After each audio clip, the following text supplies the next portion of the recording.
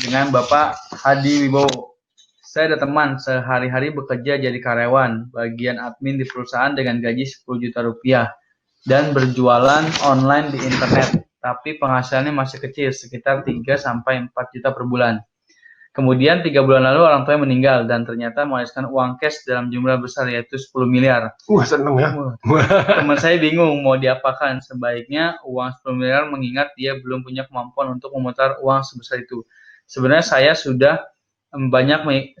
saya sudah banyak mengikuti berbagai seminar Pak Tung, termasuk seminar Pak Tung, tapi belum take action karena kesibukan dan berbagai alasan lainnya.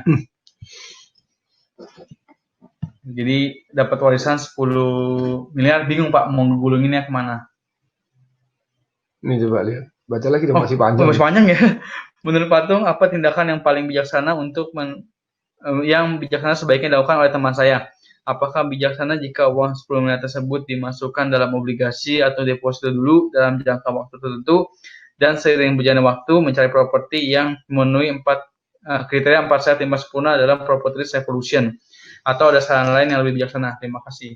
Jadi itu namanya happy problem toh, dapat duit banyak terus bingung gitu ya. Jadi good lah, banyak orang mengharap seperti begini. Om saya dari India tahu-tahu mewarisi 100 miliar om yang tidak saya kenal loh, itu kan keren kan gitu ya. Jadi nomor satu memang boleh langsung Anda deposito terlebih dahulu kalau itu uang tunai, jadi dapat bunganya. Kemudian dari bunganya gunakan untuk belajar. Jadi maksudnya untuk belajar itu ya, misalnya Anda properti, Anda ikut seminar properti, ikut seminar, tapi kan juga tidak mengurangi induknya. Jadi nomor satu itu ilmunya dulu.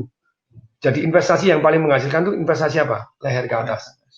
Jadi Anda cari ilmunya. Terus soal cari ilmunya, saran saya bagi aset alokasi. Jadi jangan Anda properti semua, karena properti semua Anda kejeblos di satu properti yang harganya misalnya 10 miliar, nggak bisa keluar dijual jadi tinggal 6 miliar ya nggak seru gitu ya, atau tinggal 4 miliar nggak seru.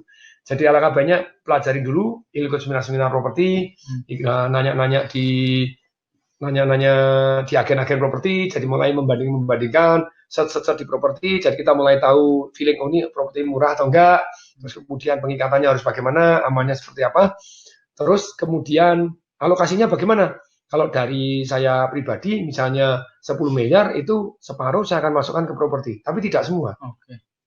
50%. Nah, terus kemudian Anda boleh cash itu 20-30%, jadi if something happen, Anda 300 juta ya Anda bukakan juga boleh, masukkan di BPR yang dapat 8%, 9%, 10% silakan gitu ya.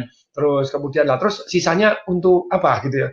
Sisanya untuk, kalau saya kan punya duit 1 M, nggak saya pakai dulu, bunganya saya gunakan untuk belajar dulu. Ikut seminar A, seminar B, seminar C, seminar D. Kemudian sudah mulai cukup confident, Pak, kenapa kok nggak ditaruh di deposito forever? Banyak kalanya. Karena di deposito doang, kena inflasi banyak kalanya. Belum nanti kalau diredenominasi, diapain itu lebih berbahaya. Terus 5M itu alangkah baiknya 1 properti atau 2 properti.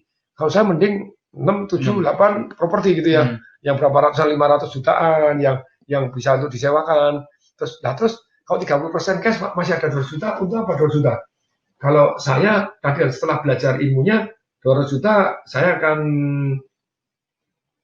kalau saya pribadi loh ya saya akan terjun di bidang bisnis. Bisnis apa? Yang aman dan menguntungkan. Nah, untuk aman dan menguntungkan, kayak tadi misalnya laundry kan aman dan menguntungkan menurut saya sejauh ini, bagi orang lain sendiri.